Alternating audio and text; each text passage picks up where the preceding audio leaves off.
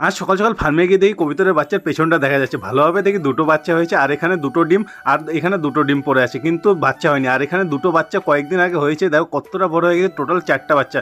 আর এই বাচ্চাটা এখন অনেকটাই বড় হয়ে গেছে, কয়েকদিন পরে ভালোভাবেই উঠতে শিখে যাবে। এখন শুধু উড়ে নিচে নামতে পারে কিন্তু উপরে উঠতে পারে না। কাল থেকে পুজো শুরু, ওই জন্য জামা কাপড়গুলো ধুতে হবে। তো ফটাফট জামা কাপড়গুলো ধুয়ে এখন রোদের মধ্যে শুকাতে দিলাম। এখন জুতোগুলোকে ভালোভাবে পরিষ্কার করে এখন জুতোগুলোকে রোদের মধ্যে শুকাতে দিলাম। এরপর ফটাফট স্নান করে এর মধ্যে একটা অর্ডার চলে এসেছে, যেটা মার জন্য ওষুধ অর্ডার করেছিলাম। তো এখন এর ওষুধটা নিয়ে যেতে হবে মার ওখানে। তো সোজা চলে গেলাম মার কোয়ার্টারে গিয়ে দেখি মা বাবাকে ওষুধ খাওয়াচ্ছে। কালকে চোখের ডাক্তার দেখানো হয়েছিল, চোখের ড্রপ দিয়েছিল। এরপরে আমি ফটাফট খাওয়া দাওয়া করে এখন আমিও চলে এলাম বাড়ি এসেই দেখি এখন ষষ্ঠী পুজোর আয়োজন চলছে। আমাদের এখনো মণ্ডপ রেডি হয়নি, মণ্ডপ রেডি হবে তারপরে ঠাকুর আসবে। তো ওই জন্য আমি মণ্ডপের ভেতরে ঢুকে ছুটকুটের সাথে একটু খেলাধুলো করলাম। এরপর ইচ্ছে হলো পুরি খাওয়া, তো ওই জন্য ডিমের তরকারি করে নিলাম। এরপর পুরি ভাজতে শুরু করলাম। তো আটা গুলিয়ে এখন ফুলকো লুচি ভেজে নিলাম। এখন লুচি দিয়ে ডিমের তরকারি খেতে শুরু করলাম। তো দেখা হচ্ছে কাল।